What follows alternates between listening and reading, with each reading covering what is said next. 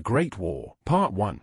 The Spark of War. While racial tensions had always been present on Dekutaras, during the 1200s they began to rise significantly as the humans of the Athenican Federation formed strong alliances with, at the time, the two most powerful nations in the world, the Hannover Diarchy and the Onyxian Union, and began to expand their influence and ties to many other nations, making the human-ruled federation the strongest power in the world.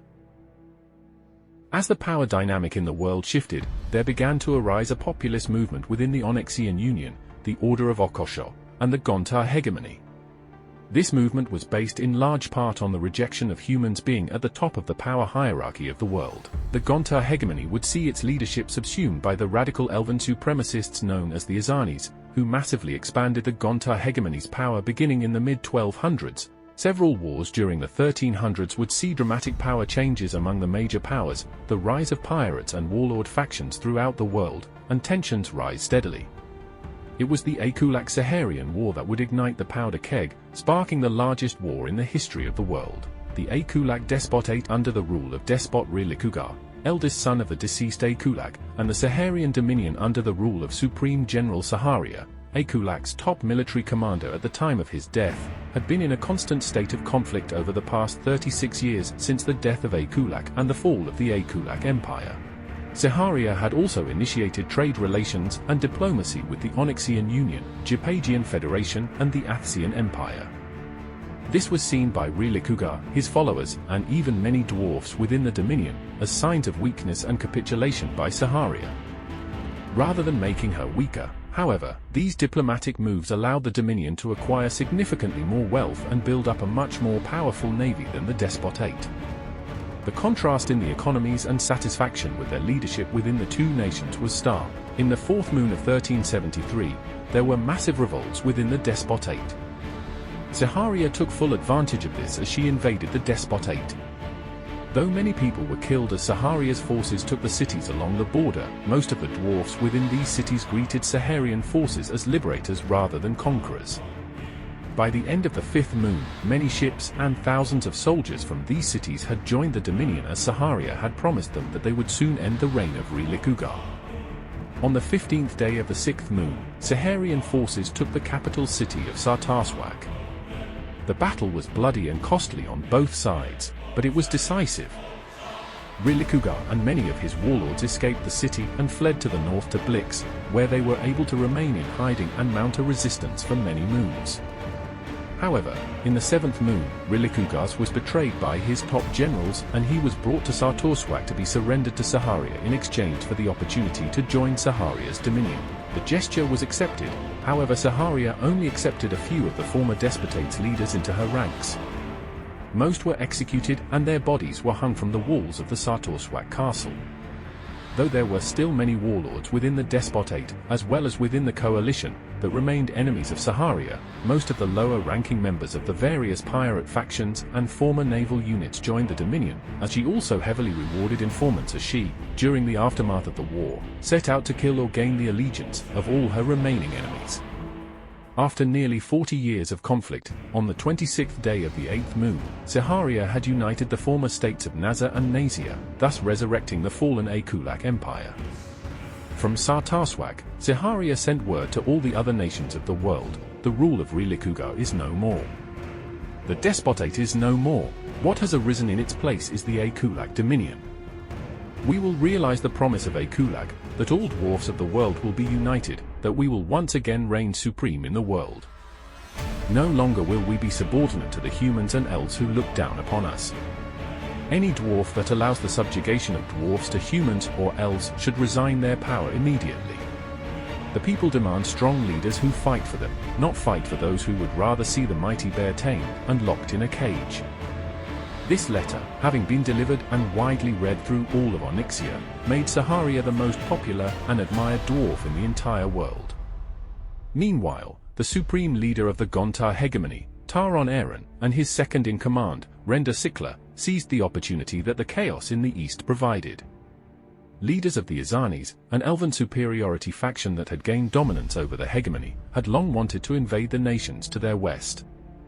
They were animated by the ideology that elves, and to a lesser extent dwarfs, should sit atop the hierarchy of power in the world. That if men or Ulsanja ever rose to rule the world, it would fall into chaos and constant war. Their beliefs were reinforced by the fact that in the West they had created a very peaceful and orderly nation, where the nations in the East, who all formed alliances with the humans, were in a constant state of war and conflict. They saw the rise of pirates and warlords, the corruption of Kingdom of Siran with its nation of half-breeds, the diminishing power of the dwarfs of the East, and the decline of the religion of Okosho, as a direct result of the expansion and growth in power and influence of the humans. On the 20th day of the 5th moon, the hegemony put the years-long plan into motion. A massive Gontar fleet, commanded by Supreme Admiral Renda Sikla, invaded the kingdom of Talos. The large port city of Helster was taken in just one day, as the Talos forces were caught completely off guard. There had been decades of relative peace between the two nations, so the attack came as a complete surprise. When word reached King Goras of the invasion, he immediately dispatched word to the rest of the nation and his admirals. Fleets would be sent to Helster and to Talzor, and city defenses would be armed throughout the kingdom. However, only a day after the Battle of Helster, the bulk of Renda Silka's main fleet set sail for Talzor, while another fleet set sail for the massive Firestone mining cities of Delira and Kimnos. The smaller fleet encountered fierce resistance in the city of Bamli, where they lost over a dozen ships and were forced to retreat. Concerned with the potential moral victory the kingdom would achieve if they were able to win the battle for Bamli, Renda Sikla sent dozens of ships to reinforce the smaller fleet in Bamli and gave a very ruthless order to his forces. Once they took the city, they were to burn it to the ground and wipe out its population. On the 10th of the 6th moon, Bamli fell and its population was slaughtered. The Bamli massacre would be one of the worst atrocities of the entire war. The citizens of the city were indiscriminately slaughtered, burnt, and taken as livestock for the Orc armies. The ancient city was completely burnt to the ground. Renda Sikla sent a letter to King Goras. "You have heard of the slaughter of your people. You will hear more. If we cannot have your surrender and loyalty, we will have the blood and flesh of your people. We will start in your great ancient city of Talzor. Our Orc armies grown hungrier by the day. All we demand is your allegiance. Your pride will only see your people feed the bellies of our armies. Join the hegemony and save your people." After nearly 10 days of constant attacks on the city of Talzor and the Talos fleet protecting the city, on the 20th of the 6th moon, King Goras surrendered, making the kingdom of Talos a vassal state to the Gontar hegemony. The kingdom of Talos, which had existed for over 1,000 years, fell to the Gontar hegemony in 30 days. Meanwhile, the leader of the Order of Okosho, High-Kash Endelesik, convened the High Council of Okosho and informed them of the coming plan to invade the Hanavor diarchy with their allies in the hegemony. While Endelesik had strong support from the council, there was strong opposition to the plan, as many within the council were very much opposed to another holy war against their eastern cousins. However, these debates were soon squelched as a massive Gontar fleet, invited by High-Kash Endelesik, entered the Order's territory. During this time, several High Council members that opposed the invasion were murdered or arrested and replaced by loyalists to Lessig. The Hanavor diarchy learned of these fleets days before they made port within the cities of the Order and began preparing their city defenses and readying their ships for battle. While the Order and the diarchy were always in a state of tension, the arrival of the Gontar fleet came as a huge surprise to the diarchy. Even as news of the Gontar invasion of Talos reached the rest of the world, the diarchy did not anticipate having to prepare for a full-scale invasion. Diplomats from both sides were dispatched to the border, but it became very evident that there were no negotiations to be had. War was coming. Part 2, devastated by the might of the bloc. It was a shock to the world that the kingdom of Talos fell with such ease to the hegemony. As the other powers of the world learned of the brutal nature and overwhelming might of the invading hegemony, they began readying their navies and defenses. King Valric, ruler of the kingdom of Zel, began preparing for war. He also sent diplomats to the Gontar forces in Talos seeking diplomacy with the hegemony. Unbeknownst to King Valric, Gontar leadership had already decided before they invaded Talos that Zel would not be invaded. Unlike Talos, Zel had extremely strong city defenses and a huge number of slaves that could be used to fight against an invading army. While Gontar was confident they could successfully conquer Zel, it would be too costly and time-consuming. To the world's surprise, Gontar and Zel signed a non-aggression pact on the first day of the 7th moon. In the south, on the very same day, the Gontar hegemony and the Order of Okosha officially formed the bloc. The alliance's charter called for the re-establishing of the natural order and the proper hierarchy to the world. On the 6th day of the 7th moon, bloc fleets invaded the Hanavor diarchy. Though the Gontar Talos and Saharian Akulak War are often considered a part of the Great War, this date is almost universally accepted as the official beginning of the Great War. While the diarchy had sufficient defenses on their border to thwart any attack from the Order, they were ill-prepared for the additional Gontar forces and hadn't had nearly enough time to shore up their power in the region. They, like the rest of the world, were caught completely by surprise at the sudden Gontar aggression. By the 3rd of the 8th moon, the Gontar forces were able to capture most of the cities in the Mithsalin Mountains. The diarchy was finally able to stop the advancing bloc forces Beleriusal in the south and Fively in the north. With the loss of the Mithsalin Mountains and the ancient and powerful cities of Simurdan and Heth Sarari, a huge blow was dealt to the diarchy. Meanwhile, in the north, the hegemony had begun purchasing thousands of slaves from the kingdom of Zel. The slaves would serve to replace the Talos soldiers that had either been killed in the war or had deserted their posts after the kingdom fell to the hegemony. The Gontar fleets in the north were under the command of Renda Sikla and the equally vicious and brilliant Admiral Lars Virik aboard the Gontar dreadnoughts Korgil and Kimlan, respectively. The Talos navy, now under the command of the hegemony, was repopulated by slaves and Talosians who showed ambition to raise up the ranks within the new Talos state ruled by the hegemony. Emissaries were sent into the Badlands, as well as to the kingdoms of Bersha, Kinnear, and Zarihar, with a message of peace and hopes of trade and normalized relations. This would later prove to be a ruse in order to keep the Federation and Onyxian Union out of the war for as long as possible, which was largely successful. At the same time, the hegemony began paying outlandish sums to pirates and warlords in the Badlands to attack merchant ships in the Sigorian Sea and the port cities of the Federation and Cyrran. By the middle of the 8th moon, the High Council of the Hanavor diarchy, led by High Kashverella Vorainor, had called upon Salora to send heavy reinforcements to the front line. While this move would leave Salora more vulnerable than its people liked, the remaining ships and city defenses would prove to be more than sufficient to defend against any attack from the Order of Okosha's minor nations in the south. While the diarchy had taken a beating over the first month and a half of the war, they were preparing to launch a huge counter-offensive when, on the 16th of the 9th moon, the Confederacy of Lix joined the bloc. The Hanavorian fleets in Bellaria, under the command of Admiral Lu Aura, Sam, were able to devastate the invading Lix fleets for the remainder of the 9th and 10th moons. However, by this time, the bloc forces north of Achumos, having achieved massive success in capturing and securing Hanavorian cities, joined the Lix fleets in their attack on Bellaria. A massive battle was fought in the 10th moon, which would see the wealthy and well-connected city of Amrian Ain fall to the bloc. This, perhaps even more than the fall of Talos, would send a shockwave throughout the rest of the world. Amrian Ain was a very cosmopolitan city with deep connections to many nations and powerful people throughout the world. The fall of this great city would prompt many powerful people within the Federation, Kingdom of Cyrran, and the Onyxian Union to call for their respective nations to come to the aid of the falling diarchy. However, these voices would remain but loud minority voices for many moons yet, as each of these powers had concerns of their own. The Onyxian Union had been struggling with the revolutionary aspirations of the would-be Empress Saharia and her exponentially growing popularity among the peoples of the Union since the formation of the Akulak Dominion. Pirates and warlords throughout the Sea of Fire and Onyxia began to see hope for a more aggressive and powerful dwarf empire in the fiery rhetoric of the brilliant and ruthless Saharia. While the Federation and Cyrran had been plagued by pirates and warlords, who were covertly being funded by the hegemony since the fall of Talos, fleets were dispatched by both nations to both the Free and Sigorian seas to end the pirate scourge.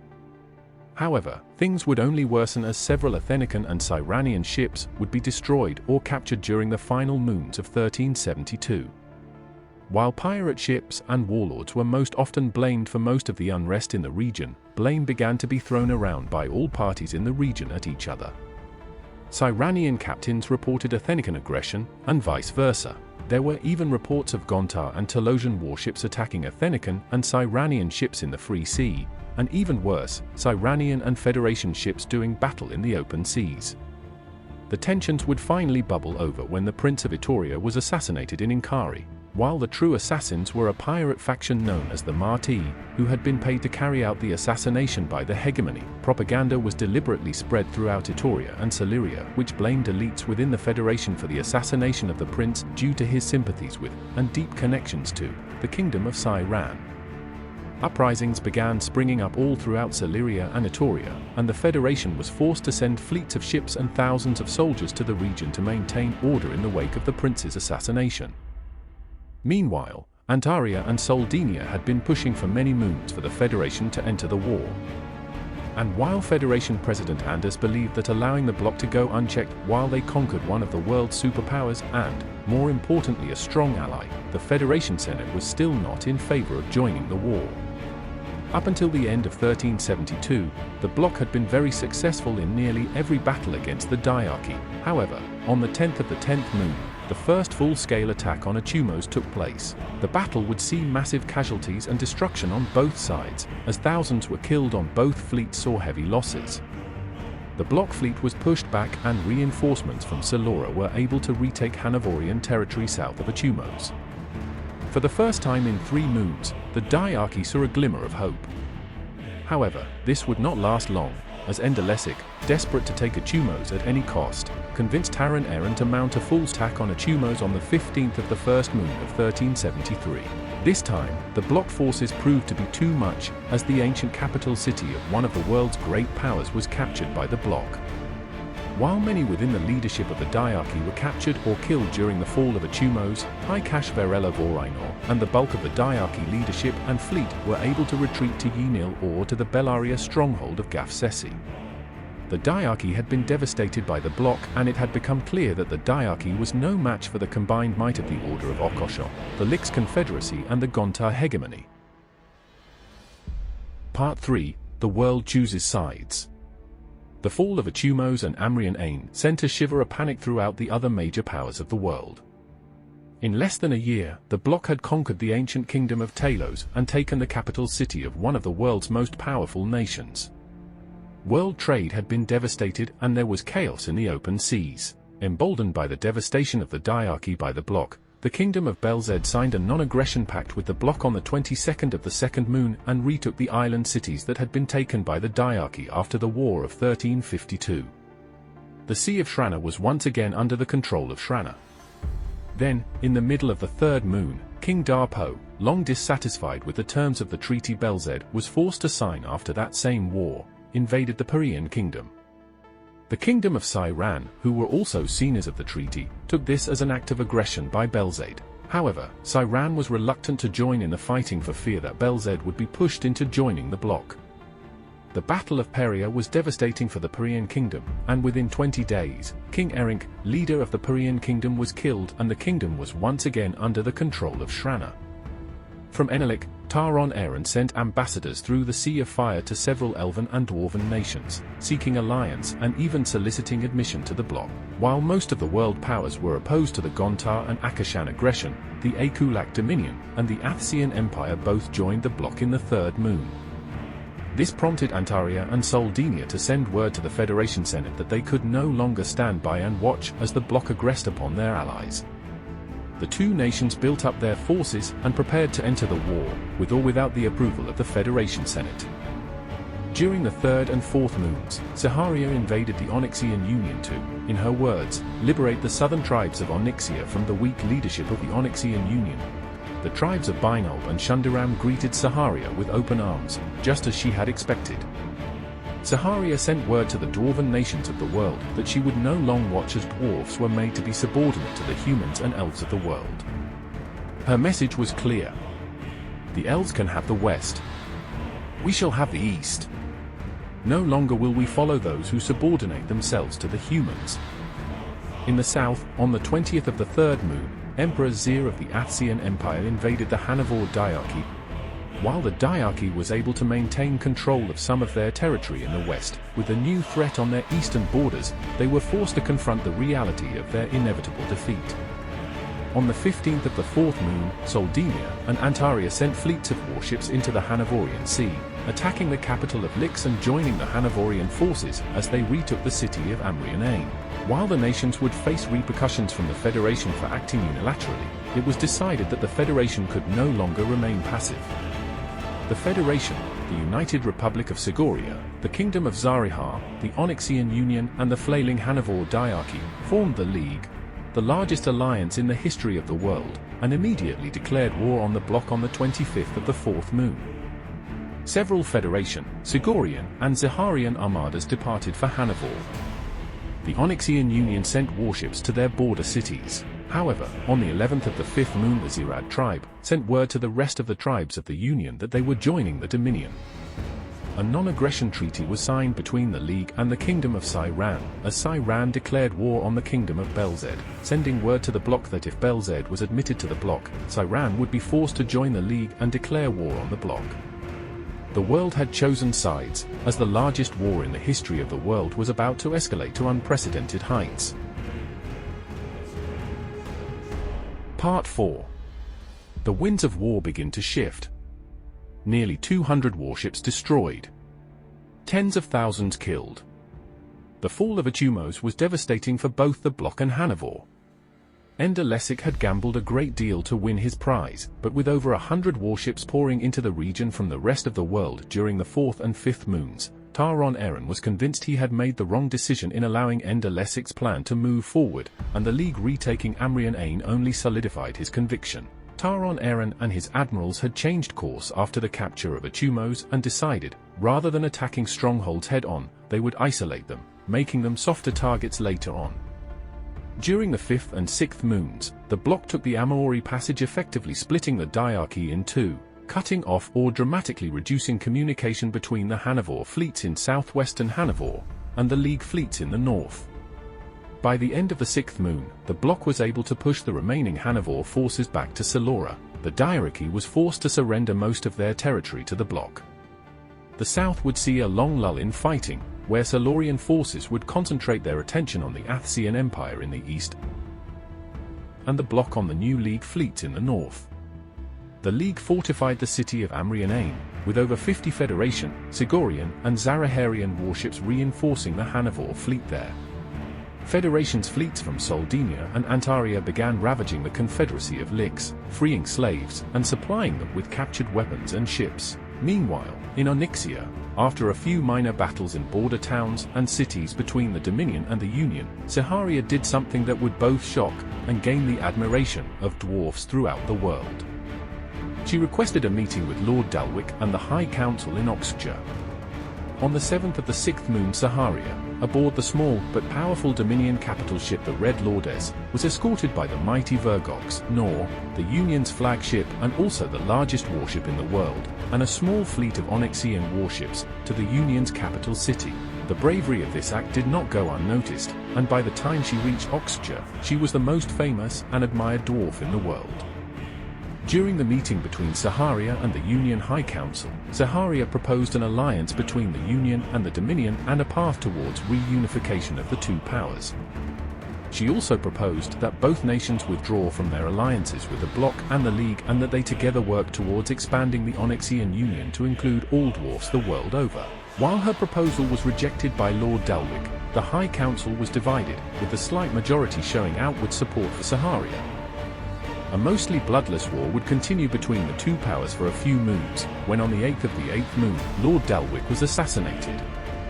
Blame was thrown around internally within the Union, but years later it would be discovered that Saharia had planted assassins during her meeting with the High Council during the 6th moon. With Dalwick out of the way, the Union and the Dominion signed a treaty of non-aggression on the 28th of the 8th moon, which saw both nations withdraw from their alliances with the Bloc and the League. Meanwhile, in the Sea of Dunes, the Athsian Empire captured the Allah's Protectorate after brutally defeating the Federation and Sigorian fleet in the territory during the first half of the 6th moon. The territory was a very lucrative prize for Athsia, as Allah's was a territory rich with fire rock mines. and in the north, during the 6th and 7th moons, while the League and Bloc forces fought over Hanovria in the south, Rendesickla saw his more than a year-long plan come to fruition as Gontar warships that had been hiding in the Free Sea for nearly a year made their move into Athenica. Small fleets consisting of mostly lightly armed Class 1 warships and transports whose crews were entirely made up of orcs, were sent into Pisteria and Athenica, where their mission was to breach small cities, towns, and villages and massacre as many people as they could. Being fiercely obedient and brutal in nature, these orc squadrons would fight to the last orc.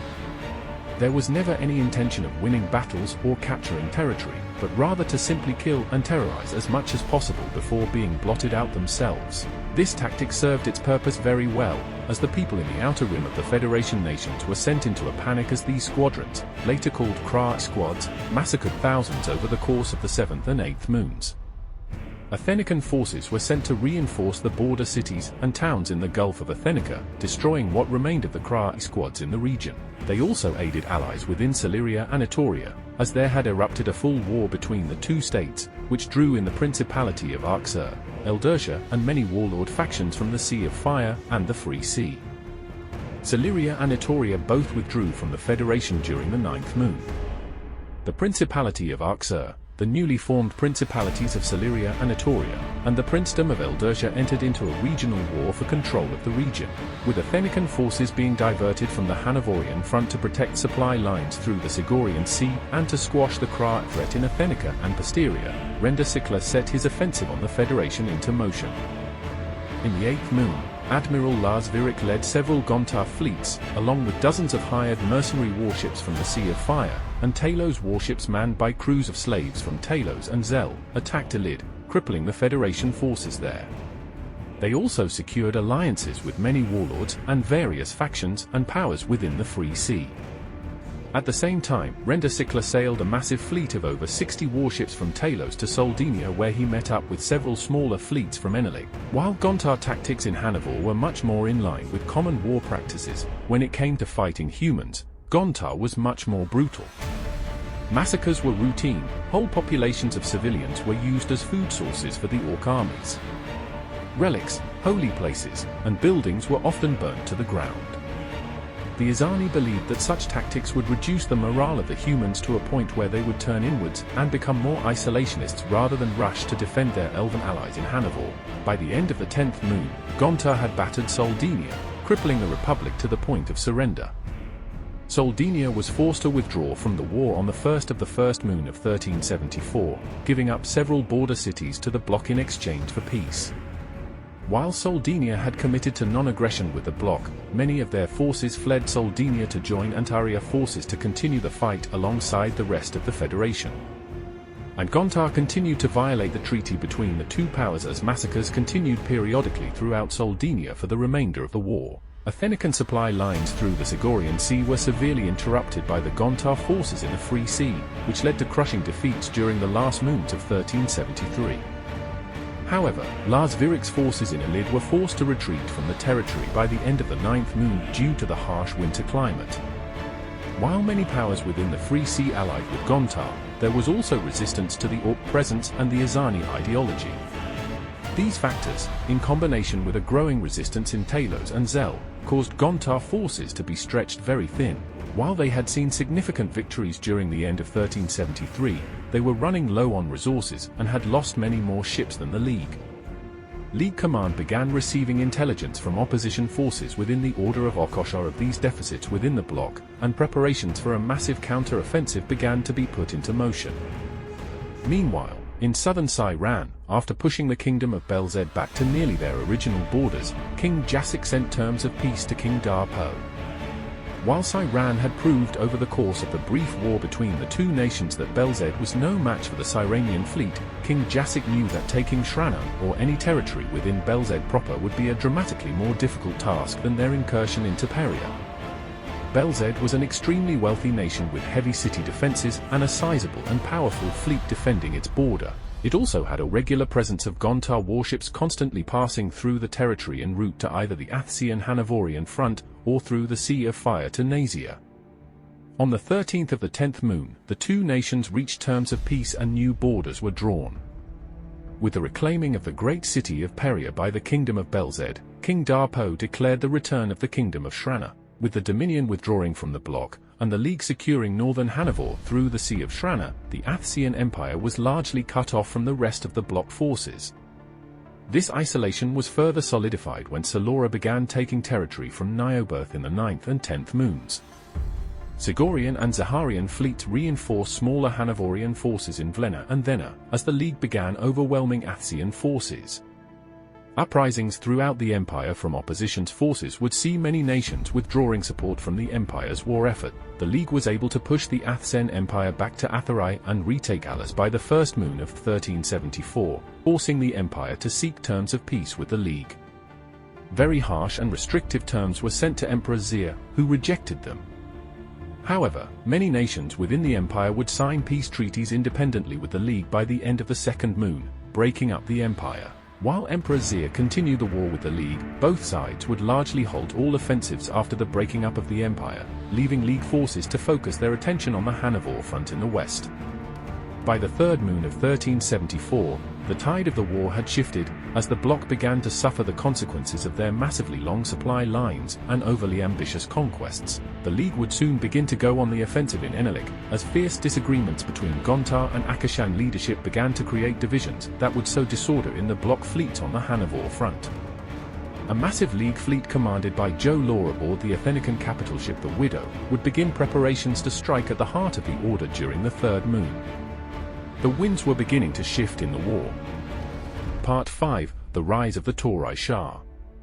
In the fourth moon of 1374, command of the League forces on the Hanoverian front were transferred entirely to Admiral Joe Law. The massive fleets would be deployed throughout the Hanoverian Sea, as the League counter-offensive would begin in devastating fashion. The most powerful League fleet, commanded by Joe Law aboard the Athenican capital ship, the Widow, would set up a blockade in the Lyxian Sea, disrupting supply lines and battering bloc forces in open sea battles. At the same time, another League fleet would take the capital city of the Lyx Confederacy in the fifth moon, while League forces from Antaria would push Gontar forces back to Methentha by the eighth moon. A fourth fleet would retake the Amori Mountains in the sixth moon, while Joe Law's forces would strike from the north, taking Omanar. Meanwhile, in southern Hanover, League forces commanded by Admiral Lura Arasa and High Cash Verella Vorinor took control of the Holy See by the eighth moon. Opposition to the Gontar-Akashan alliance had been spreading throughout the order since the beginning of the war, which allowed Lura Arasa's forces to capture territory with relative ease. In the eighth moon Nioberth withdrew from the bloc, signing a non-aggression pact with the League, and in the ninth moon Uthanel Sin followed suit. The Southern League forces would push the Akashan forces back to Yenil by the ninth moon, and would take control of territory in Oriath, taking away strategically important mining cities, weapon production and shipyards from the bloc. Reinforcements were sent from Gontar to Enelik in the ninth moon, and on the 19th of the ninth moon, a massive battle would take place between fleets commanded by Joe Law and Renda Sikla, 100 Goli north of Ulran, the largest port city within the order. This would be the first time the two men would meet in battle, as the mighty Korgil and Widow would engage directly with each other during the battle. While the League fleet was outnumbered, it proved to be significantly more powerful as it won the battle decisively. The Korgil was severely damaged, as was the Widow, but the Gontar fleet was forced to retreat, leaving Ulran completely vulnerable. While the city had very powerful defenses, the leaders in the city surrendered the city without much of a fight on the 29th of the ninth moon. With the League on the doorsteps of Enil, a major rift that had been building for over a year finally burst open within the leadership of the bloc.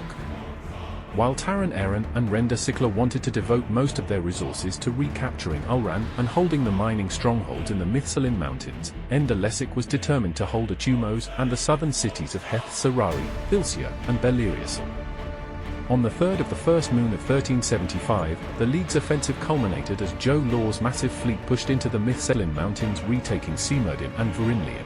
Akashan forces would flee the mining cities without much of a fight, but not before they destroyed the mines, leaving the diarchy without several of their most lucrative mines in their entire nation.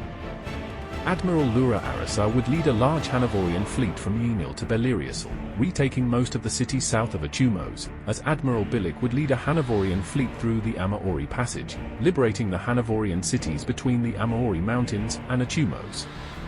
The fleets would meet in Achumos, where bloc forces had fled from weeks prior, retreating to Enelik. On the 22nd of the first moon, Achumos, devastated and tarnished nearly beyond recognition, was once again in the hands of the diarchy. In the north, Admiral Lasvirik had spent most of 1374 building alliances with the various human powers in the Free Sea, as well as with the Kingdom of Zel. While Taron Eren and the Azani leadership saw Lasvirik as somewhat of a traitor to the Azani philosophy, they also viewed him and his allies within the hegemony, which would begin to be called the Torai Shah, as a very useful asset, as his forces and allies in the Free Sea were able to massively disrupt Athenican supply lines to the Hanoverian front as well as trade through Zagroyan Sea. A rift began to build within the hegemony between the Azani and the Torai Shah, who saw some human nations, particularly those who practiced slavery, as useful allies in attaining elven domination of the world's power hierarchy. After his humiliating defeat in Elid, Lasvirik was able to achieve so much success in the Free and Sigorian seas that by the end of 1374, Athenica was forced to withdraw several fleets back to Athenica to combat the growing threat from the Torai Shah in the north. This would cause an abrupt end to the League offensive in Hanovor, as both sides held their fronts for several moons into 1375. The Kingdom of Zel began to become a much more active ally of the bloc, as they began sending warships to protect their interest along the coast of western Dunshedia and in the Confederacy of Lix. They also increased their naval presence in the Sea of Zel and the Free Sea in order to protect their trade interests there. These moves inevitably led to several skirmishes between the kingdom and both the League and the Kingdom of Cyrran, as Cyrran also increased their warship presence in these regions. Part 6. The Dominion rises. By the end of 1374, the League would face a new threat in the east as Saharia had begun expanding her influence and growing the power of the Dominion. While both the Dominion and the Union withdrew from the bloc, neither power fully severed their alliances to them. Saharia had increased trade with the nations of the bloc up until the League was able to effectively blockade the Sea of Shrana and the Holy See in late 1374. Saharia also attacked League trade ships in the Sea of Fire through proxy pirate factions, as Saharia gained more power and influence within the decentralized but cohesive pirate and warlord alliance known as the Coalition within the Sea of Fire. World trade had been disrupted since the beginning of the war, but with Saharia gaining even more influence within the Coalition, piracy and war within the Sea of Fire had reached its zenith by the end of 1374. Not only did this hurt the League forces, it also made the Dominion's wealth and power grow dramatically. In the second moon of 1374, Saharia began expanding her dominion by conquering the Neri Gulf, taking several wealthy trading port cities from the League of Gal and the Shalish Union. The Gulf was taken without much of a fight. In response to the Dominion aggression, the Shalish Union, a very well-connected, but relatively weak naval power within the Sea of Fire, joined the Dominion in the fourth moon, which would see the Shalish leader, Lord Garrick, regain control of his cities in the Neri Gulf, and substantial power within the Coalition and Dominion. Saharia, along with her proxy forces within the Coalition, would take control of the southeast region of the Sea of Fire by the eighth moon, taxing all trade through the region. This led to several naval battles between her forces and the local powers, but also the major powers as well. The Gepagian Federation sent a fleet of warships through Serpent Strait to protect trade in the region, as did the United Republic of Sigoria. In the sixth moon, a major battle took place between two large Saharian and Gepagian fleets near the Caecilian city of Apia. 8 Gepagian warships were destroyed or captured. Several days later, a small Sigorian fleet of warships protecting a convoy of trade ships was destroyed in the steppes of Styrox. These acts prompted the League to devote a large fleet of warships to the region in the seventh moon of 1374. The Gepagian Federation sent an even more powerful fleet to the region during this time, as Lord Norakari, leader of the Gepagian Federation, officially declared war on the Dominion on the 25th of the seventh moon. During this time, Saharia signed a non-aggression pact with the Confederacy of Sisal. The treaty was extremely one-sided and beneficial for the Confederacy. This would remove the powerful naval power from the fighting in the region. During 8th moon, a massive Dominion fleet set up a blockade in Serpent Strait, with all trade through the strait either being prevented or taxed. The League, having found success in the west against the bloc, were not eager to enter war in the east, but were also heavily invested in trade through the Sea of Fire and Serpent Strait. Sigorian Chancellor Dron Jacobs was adamant that the League declare war on the Dominion. However, most of the League leadership was against going to war with the Dominion, as such a move would divert forces needed in the west and north to fight the bloc, and there was also a concern that the Dominion would be pushed into rejoining the bloc. With a massive Saharian fleet looming just outside the great capital city Dangsu, the Touran conglomerate was left without allies to assist with the Dominion to attack, and the massively wealthy and well-connected trade union was forced to join the Dominion on the 15th of the 9th moon, giving Saharia a stronghold port city in Serpent Strait and access to a massive tax revenue. A Jipagian armada met the Dominion blockade in a massive battle within Serpent Strait on the 22nd of the 10th moon. The Saharian blockade was broken, as the Jipagian armada was able to push the Dominion fleet back to Dangsu. Dozens of battles would be fought between the two powers for many moons. On the 30th of the second moon, the Dominion of Null joined the Akulak Dominion as their forces would attack the nation of Malbor. Saharia would send reinforcements through the strait and would take the major trading port of Elzash on the 11th of the third moon. The Dominion had strong trade and diplomatic ties with the Uzarian Confederacy before the war, and being a very popular figure within the Confederacy, Saharia was able to convince the Uzari to join her efforts in controlling Serpent Strait, as the Confederacy joined the Dominion in the fourth moon. Dominion forces would begin pouring into Thorns during this time, as the Uzari began attacking northern Kundab cities and towns. Saharia had been making strong overtures to the United Tribes of Yukas to join her alliance, but the dwarfs of Yukas were not interested. They had strong ties to the Onyxian Union and the Jipagian Federation, and with the Uzari joining the Dominion, the United Tribes of Yukas allied themselves with the Jipagi and declared war on the Dominion in the fourth moon, attacking Dominion forces in the Yukas Sea. Though she had huge support within the Onyxian Union, Saharia had up until this point been willing to test the framework of the treaty between the two powers, while Lord Montagar, who took a very adversarial stance towards Saharia, wanted to send warships to liberate Toro and re-establish normal trade in the region, which would necessarily lead to war with the Dominion. He was outmaneuvered by Saharia at every turn. Not only did Saharia have strong support within the Union, she also acquiesced to almost every Onyxian demand in the region.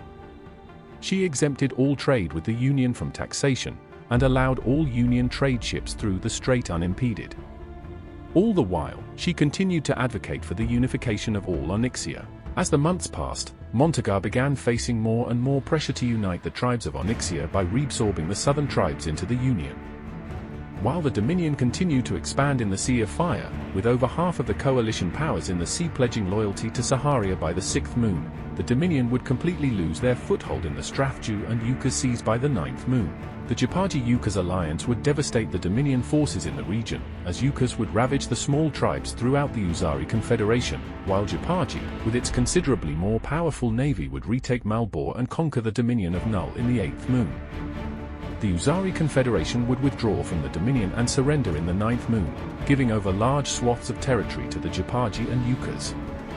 While the Jipagi-Uzari treaty would hold, the United Tribes of Yukas and the Uzari would continue to war with each other, albeit on a much smaller scale, for years. By the ninth moon, Saharia had come to realize that she had underestimated the Jipagian Federation. While she never had ambitions to conquer Jipagi, as she knew that even with her massive expansion and growth in power, the Jipagians' forces were equal to her own, she did believe that they would not put up much of a fight as she expanded her power in the region, mainly due to the fact that Jipagi's powerful allies, the Sigorians and Athenicans, were preoccupied by their war with the bloc. Confronting this reality, Saharia was forced to withdraw her forces from the Sea of Yukas and the Strathju Sea and sue for peace.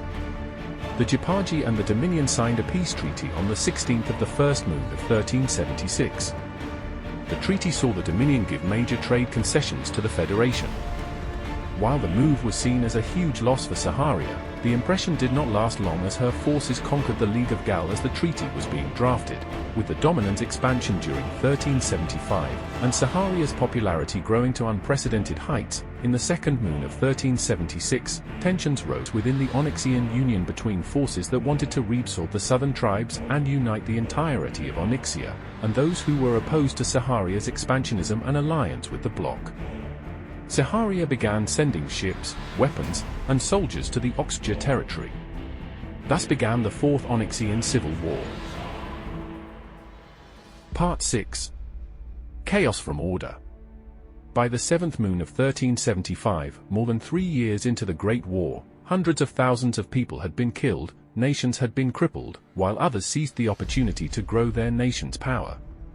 Such was the fate of the Saharian Dominion, which had transformed from a relatively minor power in the south of Onyxia into a major power that had absorbed or allied with several powers in the region. During the end of 1374, Saharia had covertly authorized and funded constant pirate attacks against League trade ships and port cities throughout the Sea of Fire and the Dry Sea. The coalition, and to a lesser extent, the syndicate, the elven human pirate faction within the Sea of Fire, had expanded their influence from the Sea of Fire into Baltar and Dustcross. Crime and piracy had become such an issue within Dustcross and Baltar that the Federation and United Republic were forced to devote significant portions of their navies and army to policing and defending the regions. The Torai Shah in the Free Sea was able to secure alliances and strong trade relations with the kingdoms of Zel and Bersha, who supplied the bloc with tens of thousands of slaves for the bloc navy. The oligarchy of Iriat Nemesh and the kingdom of Iton joined the bloc in the sixth moon, as all-out war broke out between the minor kingdoms in the Free Sea.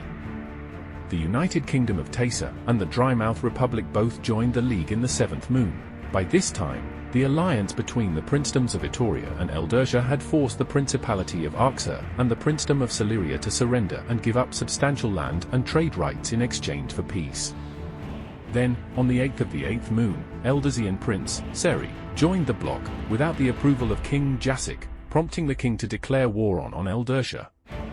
Itorian Prince Krakrays also joined the bloc several days later, with the League's attention being split between the powerful bloc forces on the southwest front, the minor powers causing chaos in the Free and Sigorian seas, and the expansion of the Dominion and the resulting trade disruptions. The much diminished Athsian Empire was able to take and hold Hanovorian land. In the fifth moon, they were once again able to retake Alas, and by the ninth moon, the empire was able to secure the surrender of Vena and many city-states in East Hanovor. After years of fierce war, the Athsian Empire signed a peace treaty with the Hanovor Diarchy, which saw the Diarchy surrender significant portions of their territory in the east to the empire, and the Athsian Empire withdraw from the bloc. Vena joined the empire, and most of the territory the empire took from the Diarchy was relinquished to the empire, forming the new state of Scythia. Vlena withdrew from the Diarchy and the League and formed the Princedom of Vlena under Princess Selenia Vexi, who signed peace treaties with the Empire and the Diarchy. Several Hanovorian city-states in East Hanovor left the Diarchy and joined the Princedom of Vlena. The League would also see the Zarihar Kingdom withdraw most of its forces from the fighting, though they continued to supply weapons and supplies to the League. With Saharia covertly authorizing and funding constant pirate attacks against League trade ships and port cities throughout the Sea of Fire and the Dry Sea, the coalition, and to a lesser extent, the syndicate, the elven pirate faction within the Sea of Fire, had expanded their influence from the Sea of Fire into Baltar and Dustcross. Sigoria had saw a significant percentage of its fleet destroyed or damaged, and had suffered huge economic turmoil, as the nation relied heavily on international trade. Still, the League had been able to essentially cripple the bloc on the southwestern front by the middle of 1375, pushing the bloc out of Soldinia, and dissolving the Confederacy of Lix in the 8th moon. The Kingdom of Zel took several western Lix Island city-states, and declared their neutrality in the conflict. During this time, the Talos resistance was able to retake cities from the hegemony, including the ancient capital of Talzor. However, this was largely due to Lars Virik concentrating his forces in the Free Sea and the port cities of Talos. Then, in the 10th moon of 1375, a plan that had been in development by League Command since the retaking of Atumos finally came to fruition. The League had diverted much of its forces from the Free Sea to the southwest front during the latter half of 1375. This left their forces in the Sigorian and Free Seas unable to fully contain the bloc forces there. However, with the city defenses being reinforced and strengthened since the brutal Kra squad attacks by Gontar throughout 1373 and 1374, the Athenican Federation gambled that they would be able to withstand a direct bloc invasion through the Gulf of Athenica. They were also sent some relief, as the Kingdom of Cyrran began attacking the Principality of Itoria and the Princedom of Eldersha in the 9th moon. The bloc would not officially declare war on the Kingdom of Cyrran, as they didn't want to see the kingdom enter the war on the southwest front. On the 28th of the 10th moon, two smaller League fleets would begin the task of facing down significantly more powerful bloc forces in the Enelik, as a southern and northern fleet under the command of Admirals Lura Arasar and Bilik, respectively, would begin their invasion of Enelik. This offensive would last for several weeks, and though they were outnumbered, the Hanoverian fleets were able to deal a huge blow to the Akashan and Gontar forces in Enelik. However, at the same time, a massive League fleet under the command of Joe Law was assembled in Jasila. The fleet crossed the Sea of Okosha on the first day of 1376 in a bold move to attack the heart of the Gontar hegemony. League spies and covert allies within the Order of Okosha had revealed that the hegemony had devoted very little to their city defenses and instead focused most of their resources to their powerful navy. Thus, it was learned that the mining cities in Gontar, and indeed the capital city of Natas, were relatively lightly defended. While it was a huge risk, the League had made the decision to devote most of their forces on the southwest front to a direct attack on Gontar.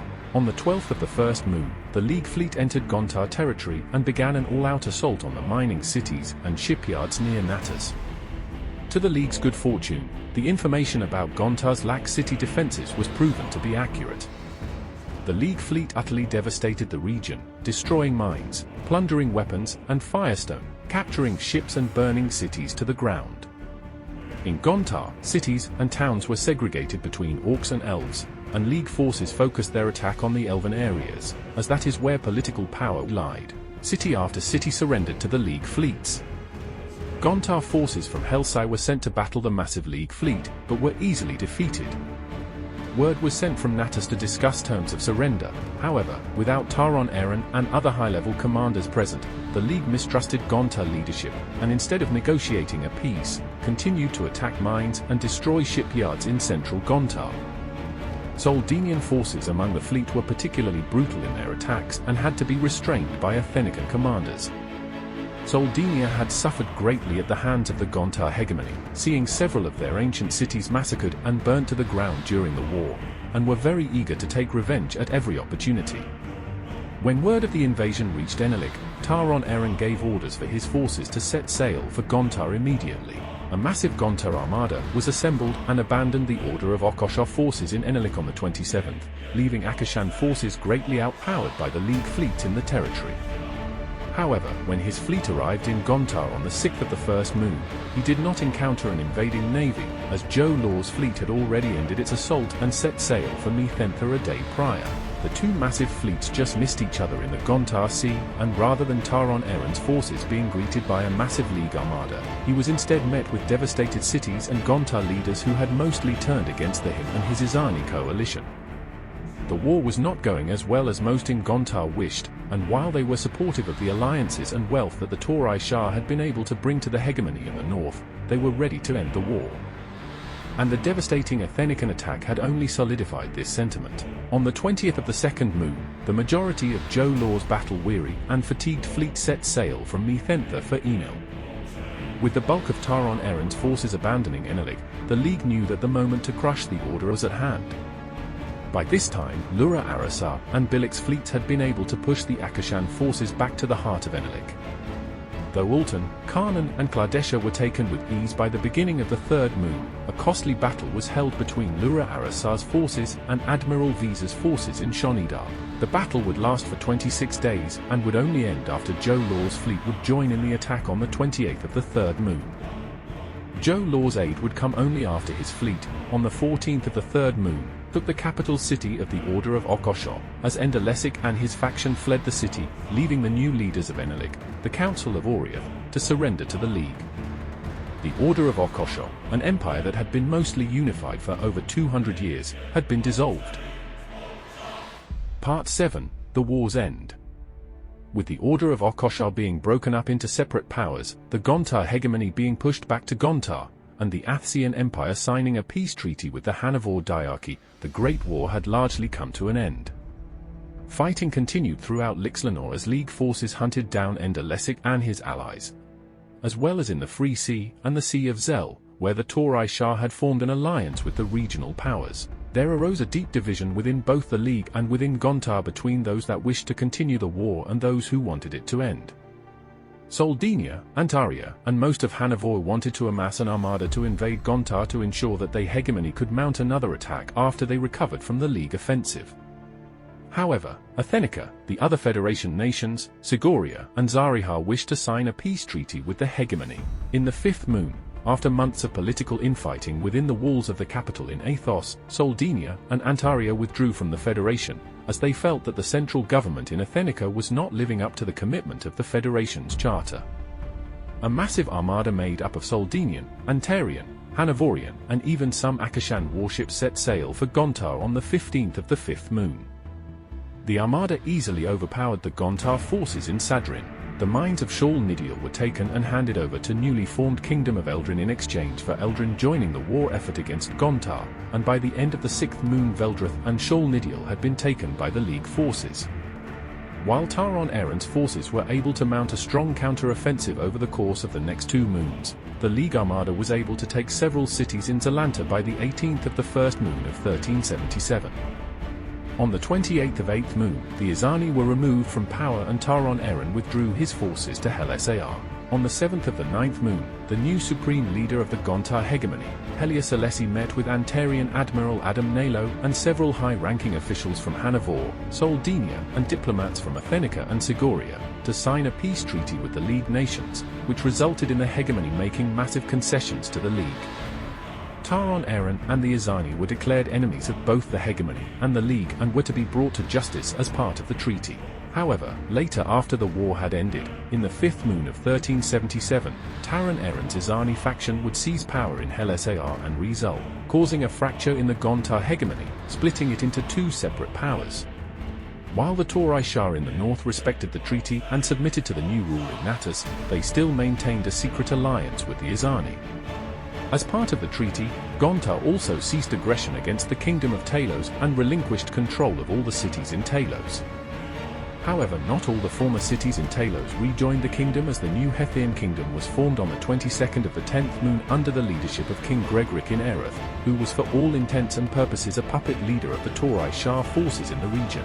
In the Free Sea, what would later be known as the Mid-Eros War would continue between the regional powers after the end of the Great War, each side being backed by the Torai Shah and Kingdom of Zel on the one side, and the Athenican Federation and the Kingdom of Sairan on the other. All the great powers had been affected by the Great War, and several wars would spring in its wake. Onyxia was in all-out civil war, the Free and Sigorian seas were in a constant state of warfare, the Sea of Fire was being overrun by warlords and pirate factions, the new regional powers in the Sea of Dunes were bracing themselves for an all-out war against the emboldened Athsian Empire, and the nations of Lixlanol, which were once a part of a mighty empire, were in a state of economic ruin and political turmoil, with religious conflict breaking out in every nation on the continent. The Hannavor diarchy had been greatly diminished, the Athenican Federation, the Order of Okosha and the Gontar hegemony had been fractured, and new nations had been formed while old ones no longer existed or had been so ravaged by war that they no longer resembled their previous state. The Great War was at an end, but it had brought devastation and suffering to millions of people throughout Dekutaras, and its effects would be felt for generations.